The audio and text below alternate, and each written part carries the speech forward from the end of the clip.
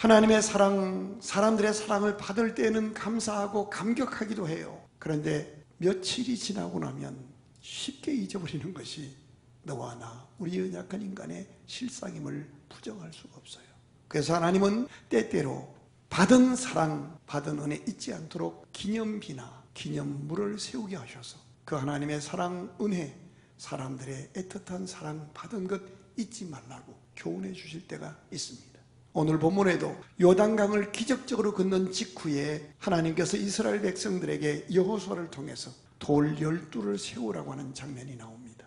하나님의 구원, 하나님의 은혜, 하나님의 기적을 잊지 말라는 기념비로 세우라는 하나님의 명령입니다. 1절을 같이 보십시다. 그 모든 백성이 요단을 건너가기를 마침에 여호와께서 여호수아에게 말씀하여 이르시되 백성의 각 지파에 한 사람씩 12사람을 택하고 그들에게 명령하여 이르기를 요단 가운데 제사장들의 발이 굳게 선 그곳에서 돌 12를 택하여 그것을 가져다가 오늘 밤에 너희가 유숙할 그곳에 두게 하라 하시니라.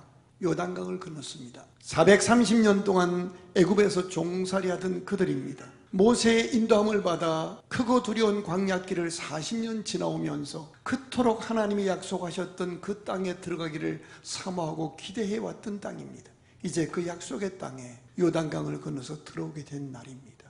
우리가 만약에 그때 그 현장에 있었다면 여기까지 오는 동안 수고하고 애쓴 사람들마다 자기의 업적과 수고를 알아달라고, 그에 합당한 예우를 해달라고 요청할 수도 있고, 공동체적으로 수고했던 분들에게 격려하고 훈장도 줄 수 있는 그런 타이밍입니다. 그런데 하나님께서 전혀 다른 내용을 명령하셨다는 사실입니다.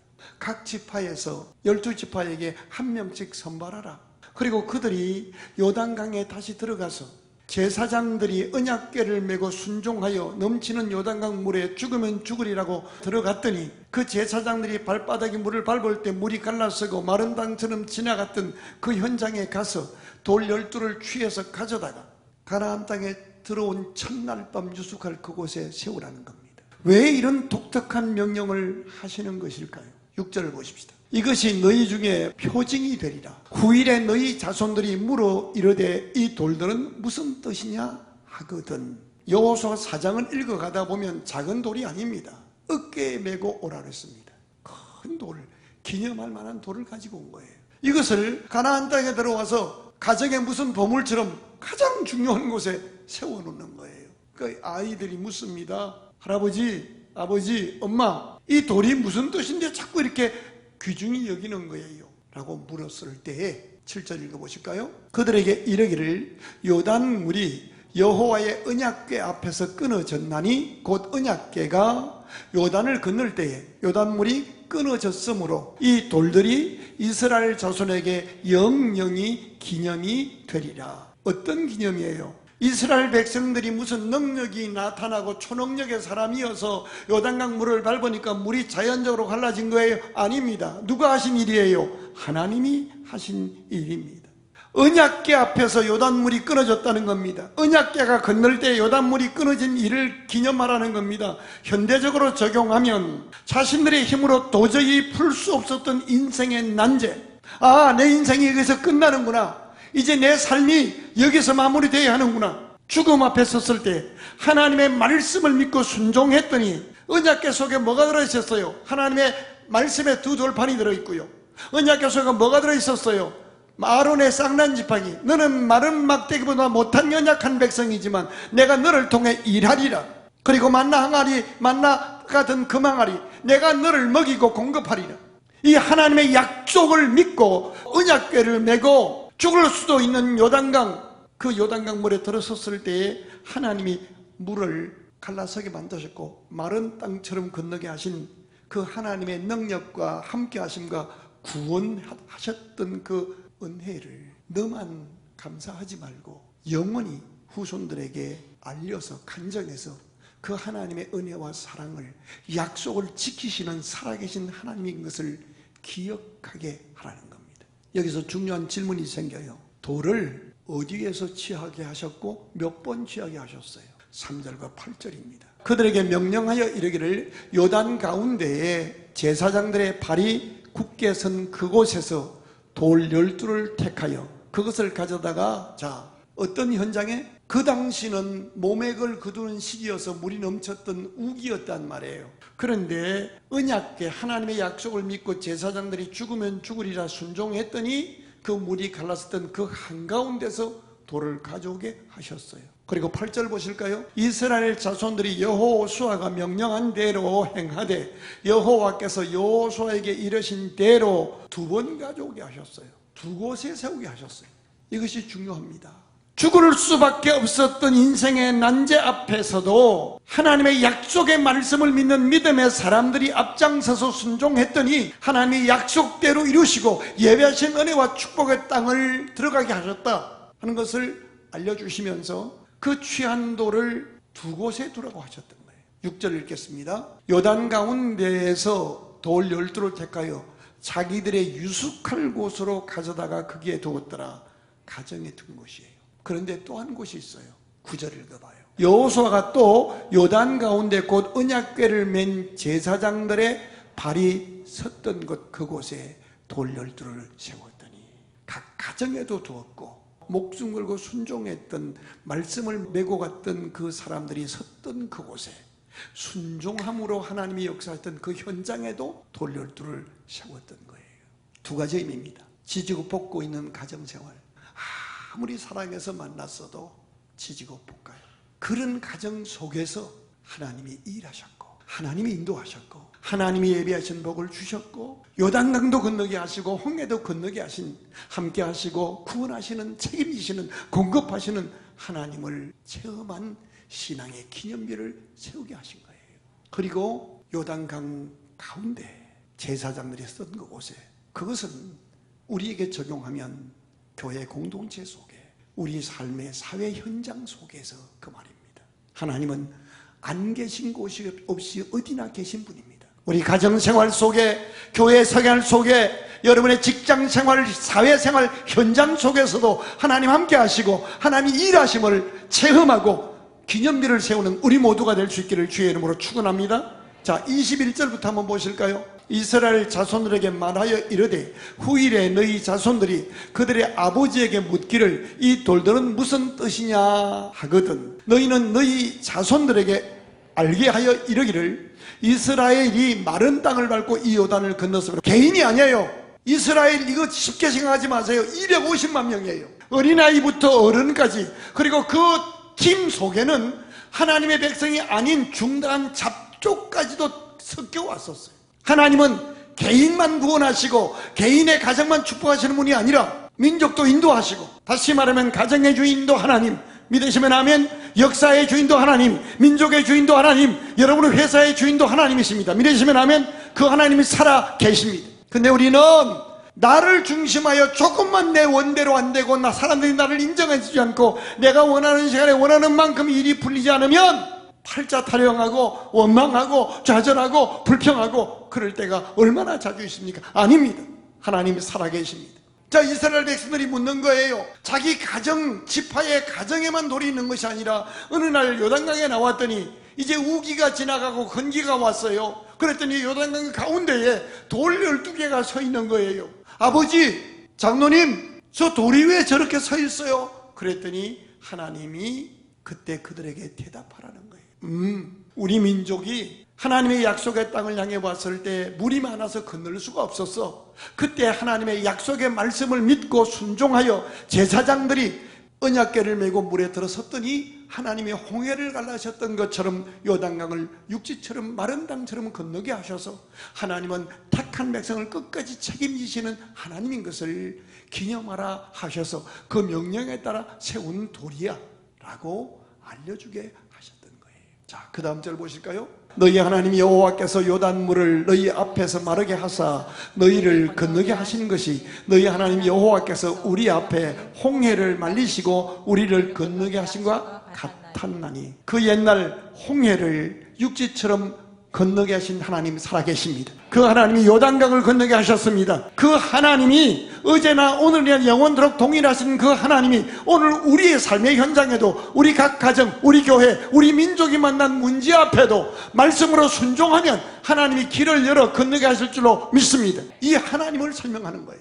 그리고 나서 그 다음 절이 중요합니다. 이는 땅의 모든 백성에게 여호와의 손이 강하신 것을 알게 하며 너희가 너희 하나님 여호와를 항상 경외하게 하려 하심이라 하라. 우리끼리 사는 세상이 아닙니다.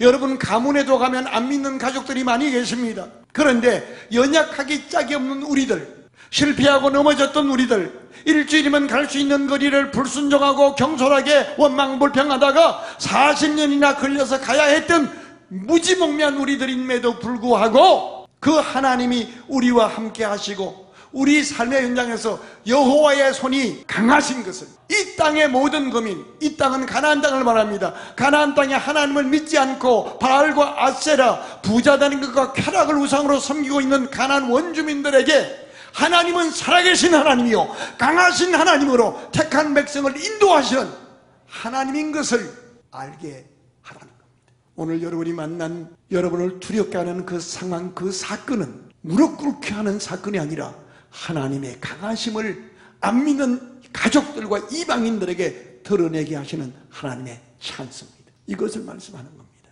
우리가 짧은 인생길을 살아가면서 자꾸 큰일을 만날 때, 무슨 일인가를 시작하고 시작했던 일을 마무리할 때마다 우리는 크리스찬다워야 합니다. 시작하게 하시고 마무리하게 하신 이도 하나님, 그 모든 일의 과정마다 은혜 주시고 세밀하게 인도하셔서 때로는 이해가 되지 않고 때로는 내 계산대로 되지 않아 하나님을 향해 왜 침묵하시냐고 하나님 앞에 한 번도 했지만 돌아보니 가장 좋은 것으로 더 온전한 때에 안겨주시는 하나님, 때로는 낮추시고 때로는 높이시고 주신 이도 하나님이시오 취하신 이도 하나님이시니 순간순간마다 하나님의 은혜를 고백하며 하나님의 베푸신 은혜를 헤아려 기념비를 세우는 삶을 살아달라는 겁니다.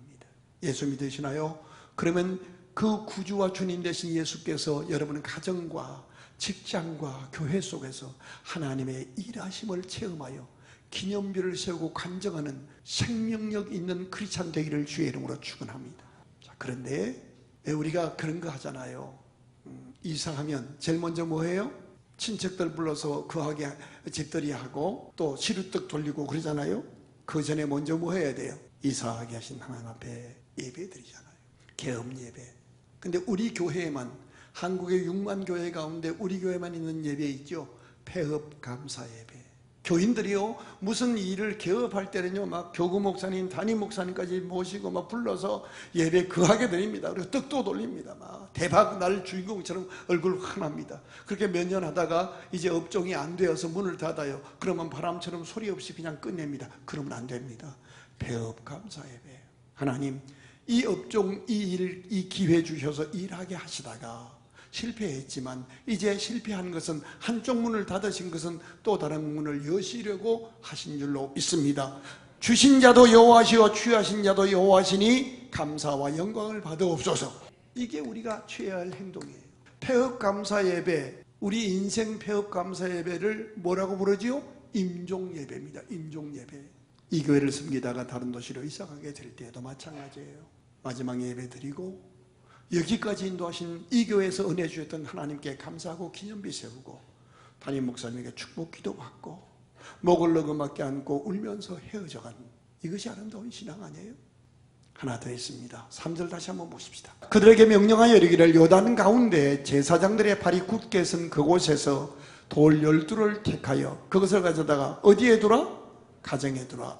그리고 아까는 어디에 두라? 요단강 한가운데 온 백성들이 다 볼 수 있도록 두라. 요단강은 이스라엘 민족만의 강이 아니잖아요. 이방인들도 다 보는 거예요. 사회생활 속에서도 기념비를 세우라는 거예요. 이것은 가정과 교회와 사회생활의 균형 잡힌 건강한 삶을 명령하시는 거예요. 어떤 사람은요, 참 가정적이에요. 너무 가정에는 충실한데 교회에서는 세울 기념비가 없는 사람이 있어요. 교회는 10년, 20년을 섬겨도 그 사람이 남긴 흔적이 없어요. 기념비가 없어요. 어떤 분은 반대로 교회에서는 기념비를 세워줄 만한 분이에요. 그런데 가정에서 아내와 자녀들에게, 남편에게는 전혀 기념비를 세울 만한 흔적이 없어요. 또 어떤 분은 사회생활은요, 훈장을 받을 만한 성실한 사람이에요. 뼈가 부서지도록 일을 해요. 그런데 가정생활과 교회생활에는 전혀 남길 흔적이나 기념비가 없어서 가족들은 그 남편, 그 아내 사랑받지 못해 기갈병이 들려있고, 교회는 사람은 오지 않고 몇 푼 돈봉투, 헌금봉투만 와서 그 사람에 대한 목마름으로 아파하고 있어요. 이제 균형 잡아야 합니다.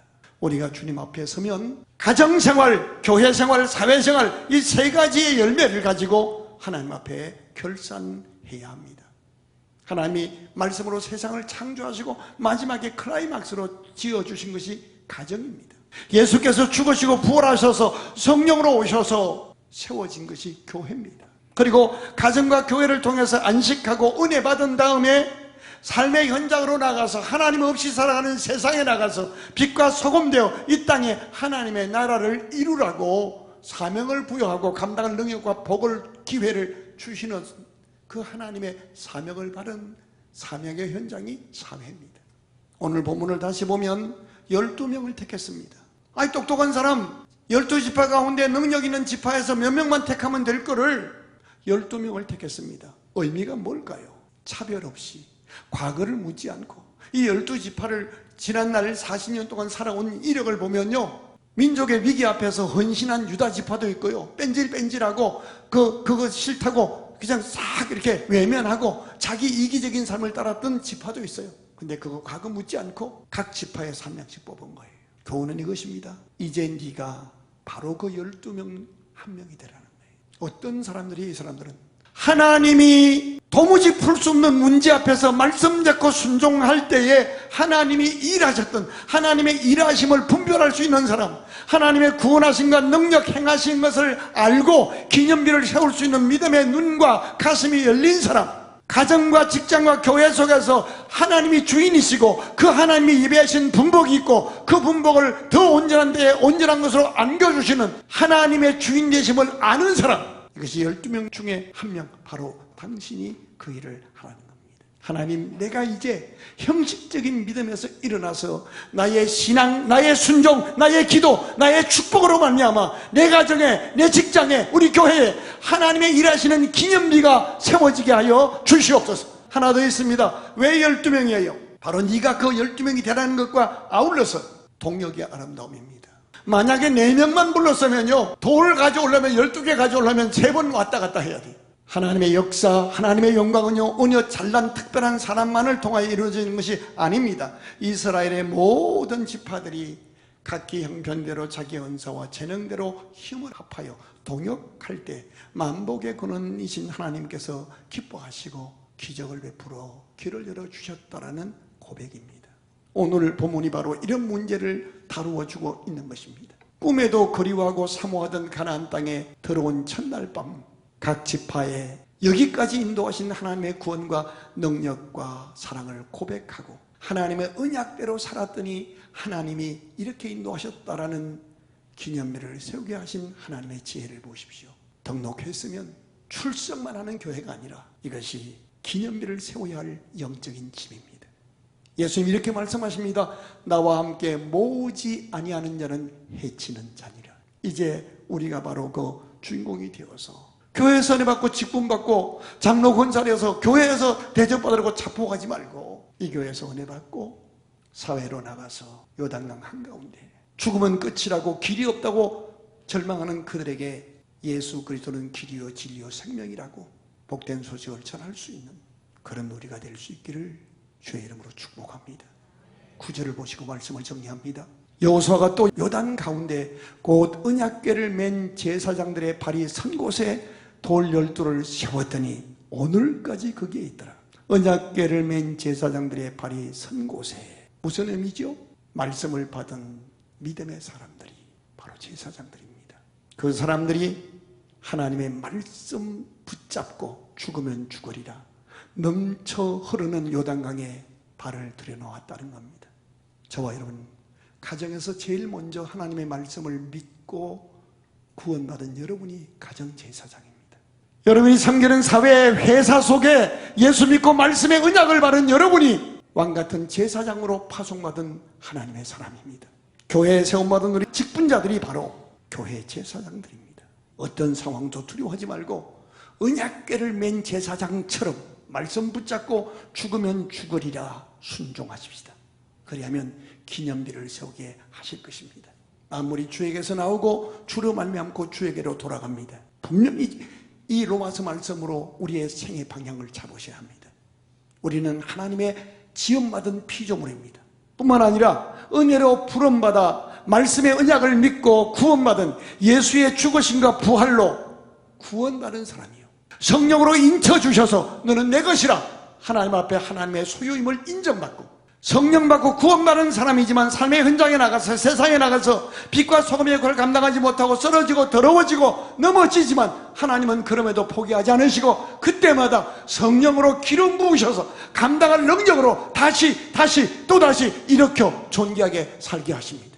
뿐만 아니라 고린도전서 12장에 보면 각양 좋은 은사로 나타나 주십니다. 어떤 이에겐 성령을 따라 말씀의 은사를, 지식의 은사를, 지혜의 은사를, 병고침의 은사를, 영분별함의 은사를, 능력 행함의 은사를 주십니다. 아멘.